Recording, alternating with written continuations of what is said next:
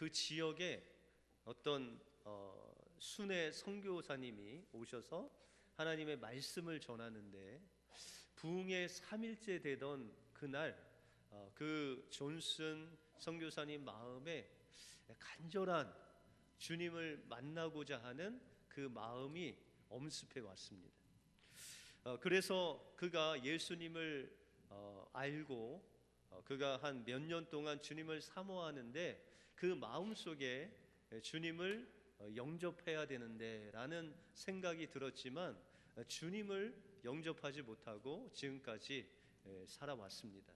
그래서 그는 이제 부흥에 가기 전에 정말 그 마음속에 내가 예수 그리스도를 정말 만나기 위해서 오늘 아니면 내가 주님을 만날 수 없다라는 간절한 마음으로 침대 앞에 무릎을 꿇고 간단하지만 정말 신실하게 하나님 앞에 기도를 했습니다.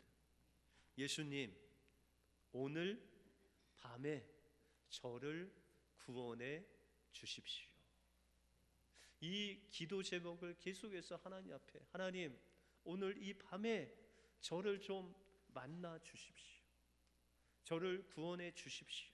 간절한 마음으로 기도하는데 하늘에서 한 빗줄기가 내려오면서 그 마음속에 평안과 기쁨을 받게 되었습니다.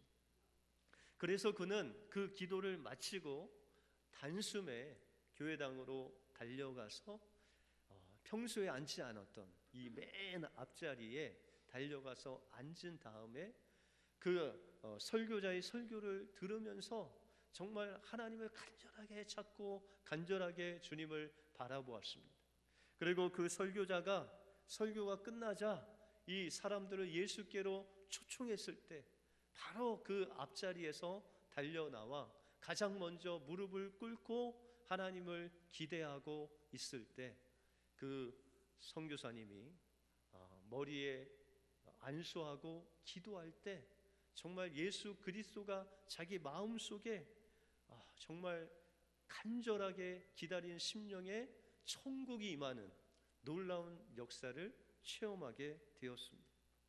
그가 그 후에 그 강대상 앞에서 주님을 영접할 때 하나님께서 그에게 임재하신 그 느낌을 몇 가지 추려서 고백을 합니다.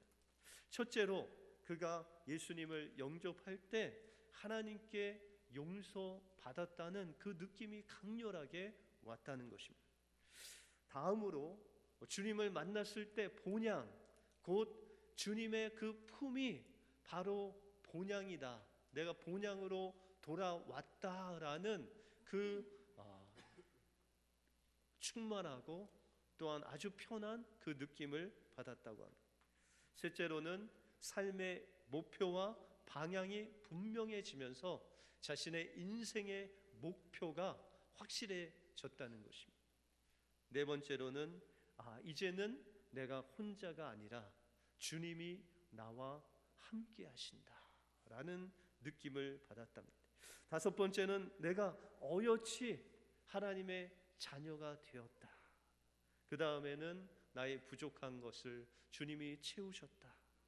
마지막으로는 나의 노력과 상관없이 부으시는 주님의 은혜가 머리끝부터 발끝까지 뜨겁게 부어주시는 그 은혜를 체험했다는 것입니다.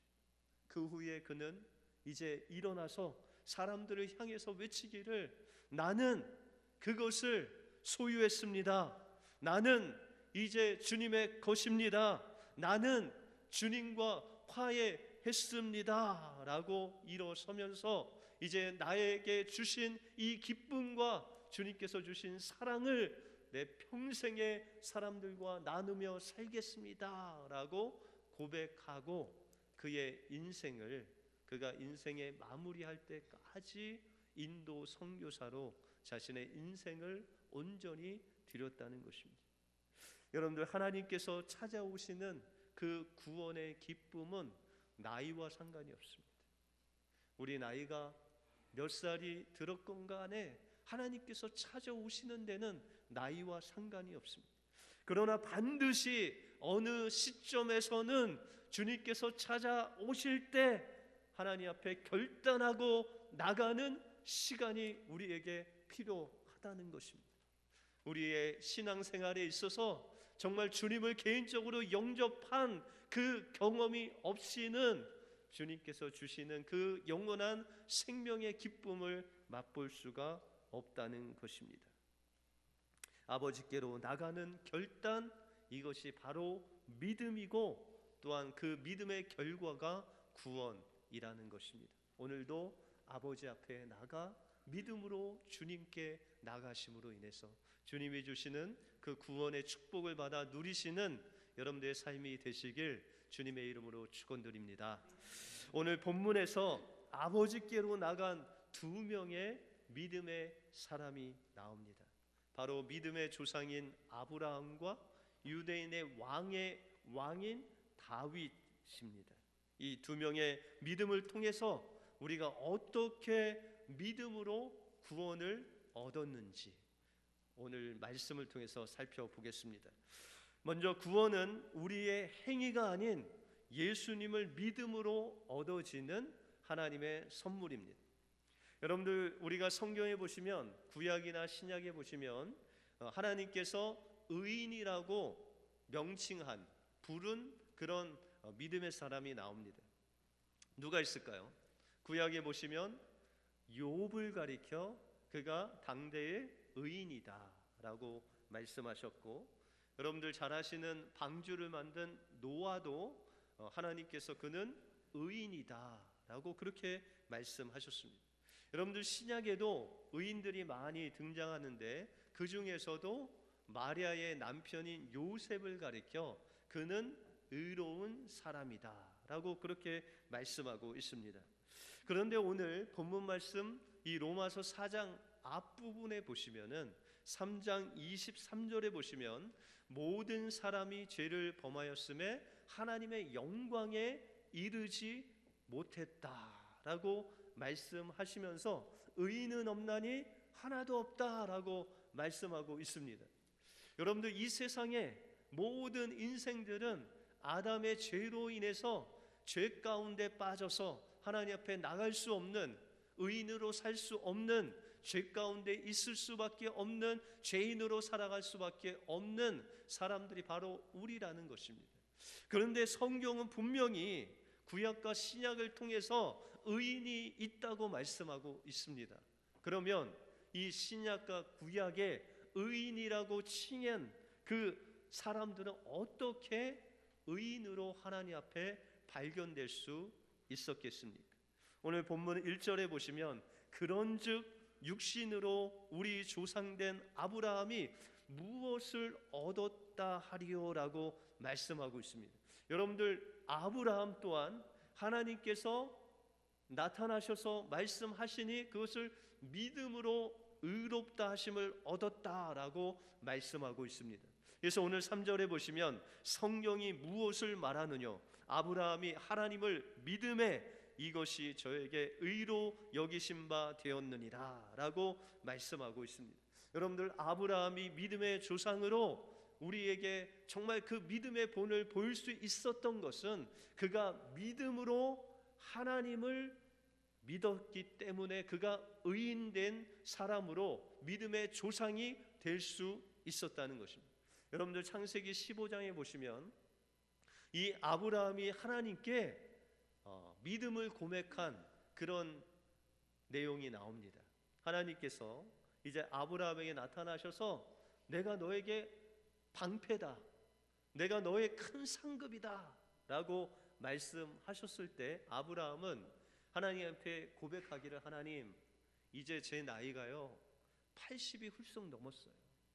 그래서 제 후사는요 다름 아닌 제 종인 엘리에셀입니다. 제가 그를 양자로 삼아서 하나님께서 약속하신 그 민족을 만들겠습니다 라고 그렇게 고백을 합니다. 그랬더니 하나님께서 놀라셔서 이 아브라함을 데리고 그 밤중에 밖으로 나가십니다. 그리고 저 하늘에 있는 별들을 보여주시면서 아브라함아 내가 별들을 세어보라. 별을 능히 셀 수 없을진데 너의 자손도 저 별과 같이 많으리라 라고 말씀하십니다.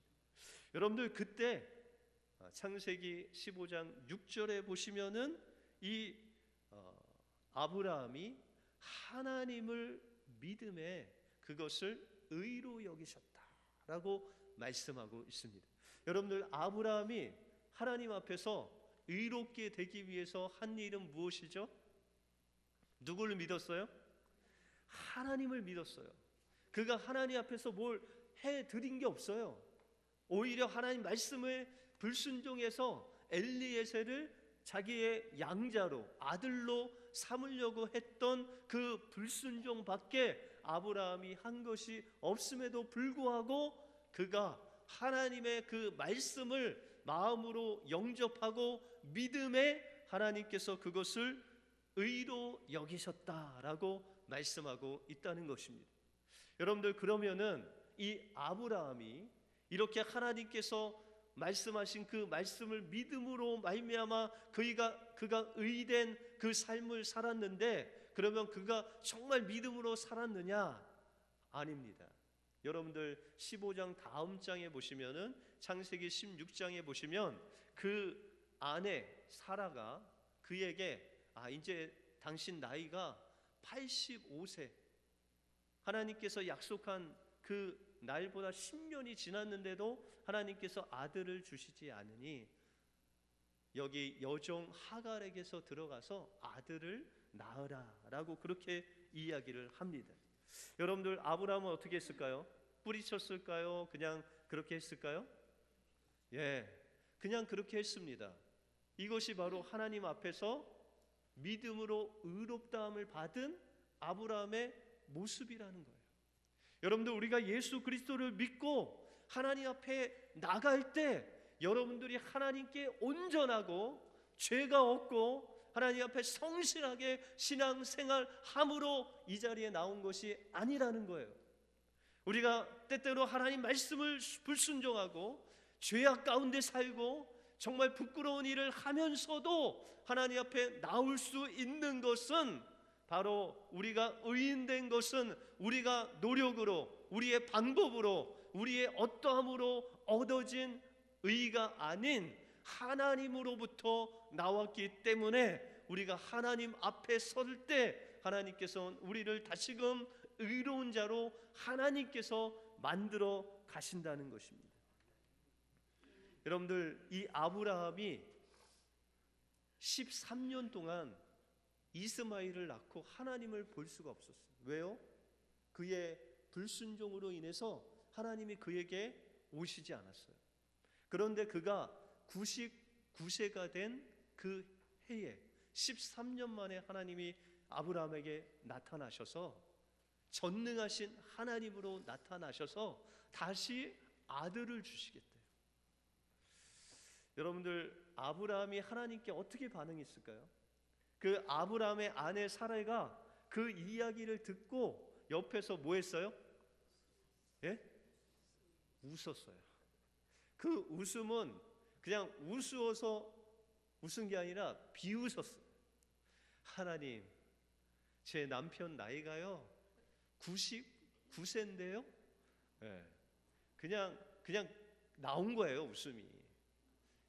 아브라함도 생각하기를 자기가 99세고 사라도 경수가 끊었는지 몇십 년이 됐는데 이 몸으로는 아이를 낳을 수 있는 몸이 아니라 죽은 몸이라는 거예요. 근데 하나님이 말씀하시기를 이제 때까지 언제 날 거냐면 내년 이맘때 아들을 주시겠다 하는 거예요. 그러면 여러분들이 아브라함이면 어떻게 대답해야 될까요? 여러분들이 아브라함이면 하나님께 어떻게 대답할 것 같아요? 저 같으면 얼굴을 들지를 못할 것 같아요. 그 13년 전에 그 일을 생각하면서 하나님이 아들 주신다고 그 말씀 믿고 내가 의로 여기심을 받았는데 그 얼마 안 지나서 이스마엘을 낳은 그 아브라함이 무슨 낯짝으로 하나님 앞에 뭐라 이야기하겠어요? 그런데 아브라함이 그것을 받아들입니다. 하나님께서 말씀하신 것을 받아들입니다. 그때 하나님의 놀라운 역사가 일어나서 그 다음에 이삭을 낳게 됩니다. 여러분들, 아브라함이 그 이삭이 자랐을 때 하나님께 모리아산에서 이 이삭을 드릴 수 있는 믿음이 어디서 나왔을까요? 바로 이삭을 주신 그 하나님을 믿는 믿음에서 그게 나온 거예요. 왜요? 아브라함과 사라는 이삭을 낳을 수 없는 죽은 몸이었어요. 근데 하나님께서 없는 것 중에서 있게 하시고 죽은 자 가운데서 살리시는 놀라운 역사를 통해서 이삭을 주신 것입니다. 이것이 바로 부활의 신앙인데 그 부활의 신앙을 이 아브라함이 체험한 거예요. 그렇기 때문에 그 이삭을 하나님 앞에 드렸을 때 하나님께서 주실 것을 믿었습니다. 어떻게 해요? 그 죽은 몸 안에서도 그 이삭을 생명을 주시는 그 하나님이 그 이삭을 다시 주실 것을 믿는 믿음으로 바라보았다는 것입니다. 그래서 이 아브라함의 그 신앙은 이삭을 하나님 앞에 온전히 드림으로 그 신앙이 완성됩니다. 여러분들, 아브라함의 신앙은 어떤 신앙이었습니까? 자신의 노력으로 하나님 앞에 서는 신앙이었습니까? 아니면 그냥 없는 것 중에 있게 하시는 그 전능하신 하나님만을 믿고 살았습니까? 그는 실패했고, 그는 좌절했고, 우리와 같이 죄를 범하고 하나님 앞에 얼굴을 들 수 없는 인생이었지만, 그러나 그가 하나님을 온전히 믿음으로 평생 나갔을 때 하나님께서는 그를 통하여 믿음의 조상으로, 믿음의 민족을 만드는 놀라운 역사를 일으켜 주신 것입니다. 하나님께서는 여러분들이 어떠한 상황에 있는, 여러분들이 얼마나 실패했는지, 실수했는지, 얼마나 하나님 앞에 신앙생활 잘하는 건지 그 모습을 하나님께서 보시는 것이 아니라 얼마나 전능하신 하나님을 믿느냐, 그 하나님을 믿는 그 믿음으로 언제든지 나갈 때 하나님께서는 여러분들을 받아주실 뿐만 아니라 여러분들을 하나님의 앞에서 의롭게 하시는 의인으로 하나님께서 발견시켜 주실 것입니다. 이 은혜로 오늘 하루도 승리하시는 여러분들의 삶이 되시길 주님의 이름으로 축원드립니다. 다음으로 구원은 우리의 죄악이 가리움을 받는 은혜입니다. 오늘 본문에 보시면 이 아브라함과 방불한 믿음을 가진 다윗 왕이 쓴 시편을 소개하고 있습니다. 7절에 보시면 그 불법을 사하심을 받고 그 죄를 가리우심을 받는 자가 복이 있다라고 말씀하고 있습니다. 여러분들, 다윗이 그의 인생에 있어서 가장 행복할 때가 언제였을까요? 제가 생각할 때는 그 물맷돌 하나로 그 엄청난 거인인 그 골리앗의 이마에 그냥 명중시켜서 한 번에 그냥 쓰러뜨리고 목을 뱄을 때 그의 인생에 아주 가장 행복한 날이 아니었나, 그런 생각을 합니다. 여러분들은 언제가 가장 행복하셨어요? 지금이 가장 행복하세요? 네. 여러분들 어떻게 결혼할 때가 가장 행복하셨어요?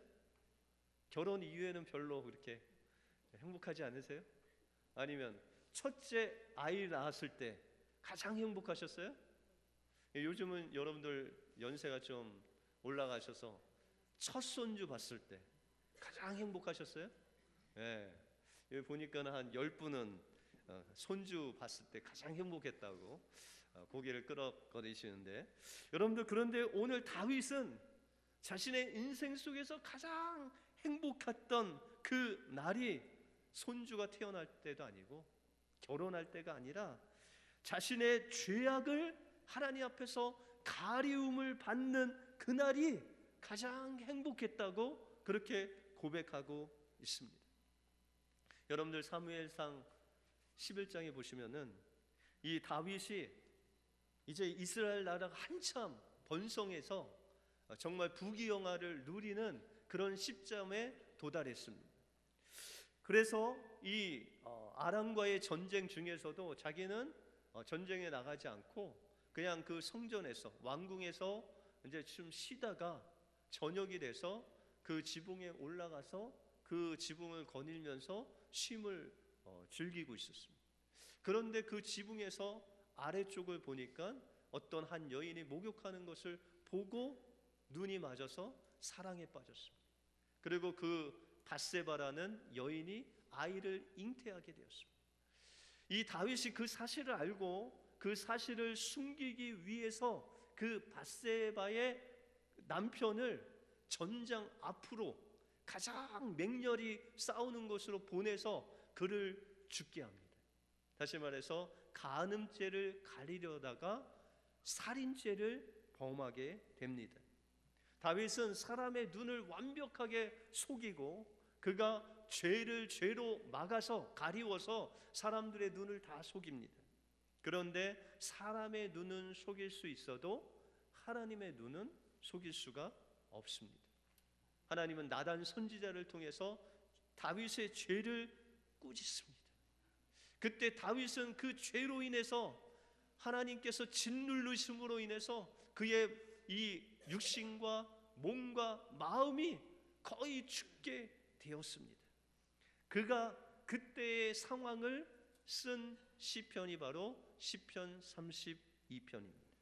그가 고백하기를 그 불법을 사하심을 받고 그 죄를 가리심 받는 자가 복이 있다라고 하면서 그가 하나님께 그의 죄를 아뢰지 않았을 때 그는 고백하기를 내가 토설치 아니할 때에 종일 신음함으로 내 뼈가 쇠하였도다. 주의 손이 주야로 나를 누르시오니 내 진액이 화하여 여름 가물에 마른같이 되었다라고 고백하고 있습니다.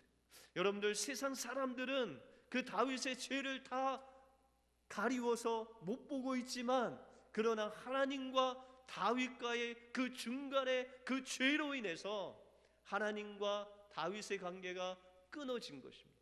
생명에 공급되는 것이 끊어졌습니다.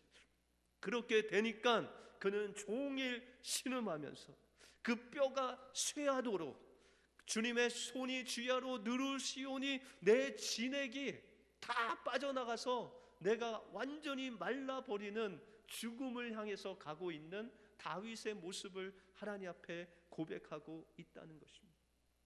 마치 예수님이 십자가에서 우리의 모든 죄짐을 지고 십자가에 못 박혀 죽으실 때 하나님과 이 예수님의 관계가 죄로 인해서 담이 생기게 됩니다.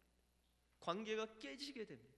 그리고 예수님은 하나님을 향해서 외치시기를 엘리 엘리 라마 사박단, 하나님 하나님 왜 나를 버리셨나이까 하면서 절규하시면서 그 십자가에서 피 흘리시는 주님의 그 모습과 같이 다윗이 주님 앞에 죄악을 토설치 아니할 때에 완전히 하나님과의 관계가 끊어진 상태가 되었다는 것입니다.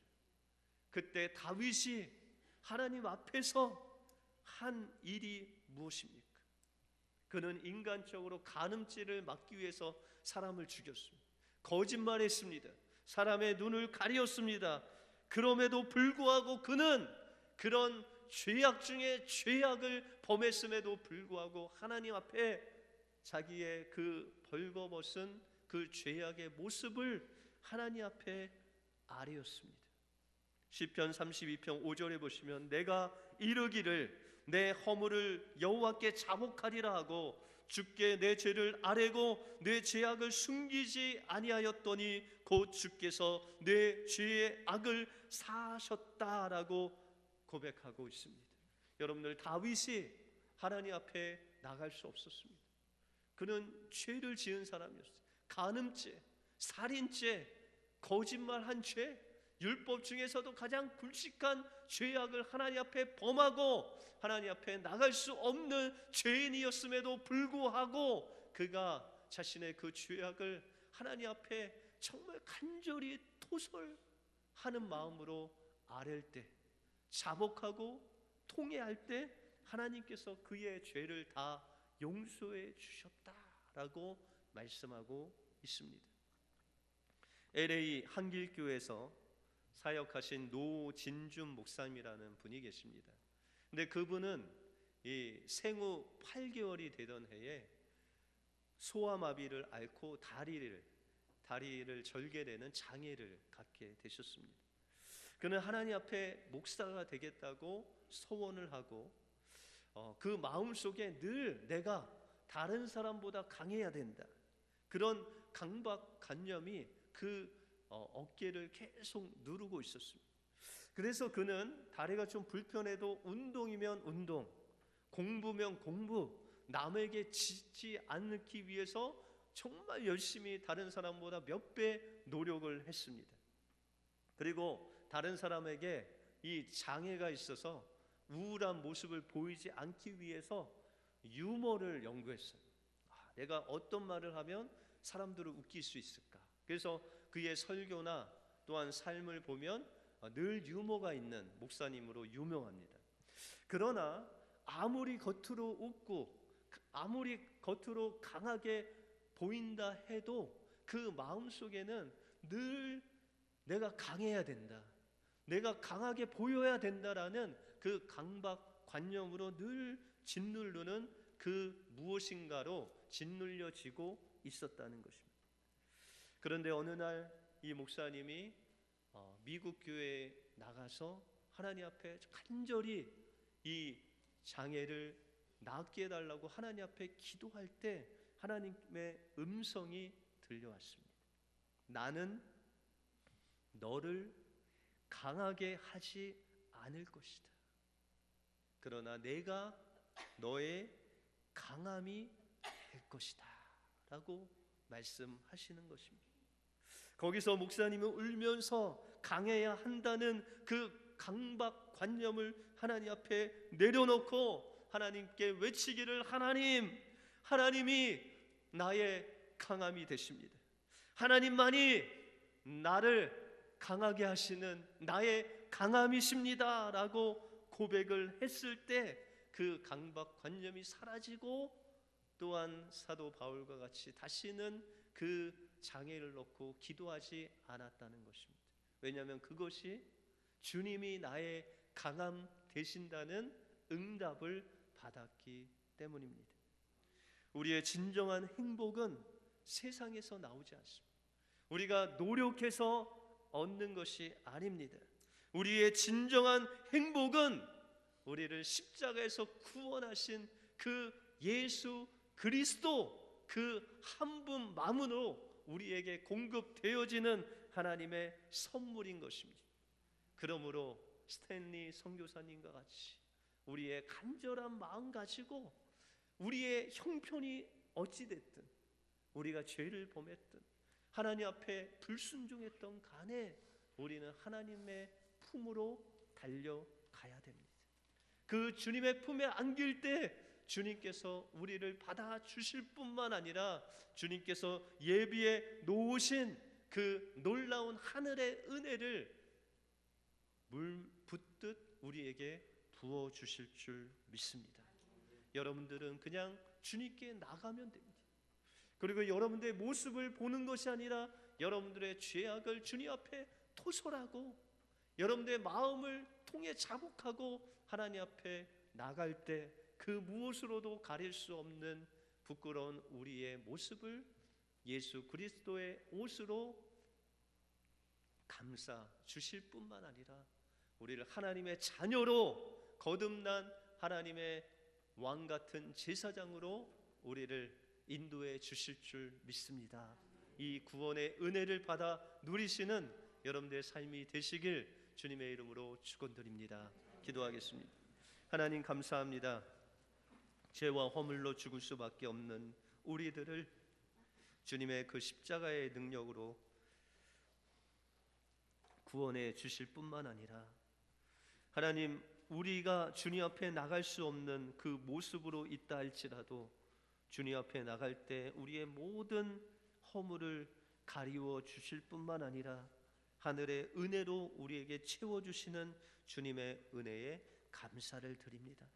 오늘도 주님이 주신 이 행복, 주님이 주신 이 기쁨을 가지고 날마다 우리의 삶 속에서 기뻐하게 하시고 나누게 하시고 우리의 인생을 하나님 앞에 날마다 가지고 주님 앞에 드림으로 인해서 아브라함과 같이 다윗과 같이 정말 믿음의 조상으로 믿음의 귀한 믿음의 사람으로 하나님 앞에 발견되는 우리 은혜교회 모든 성도들 되게 하여 주시옵소서. 모든 것 주님께 감사드리오며 예수 그리스도 이름으로 기도하옵나이다.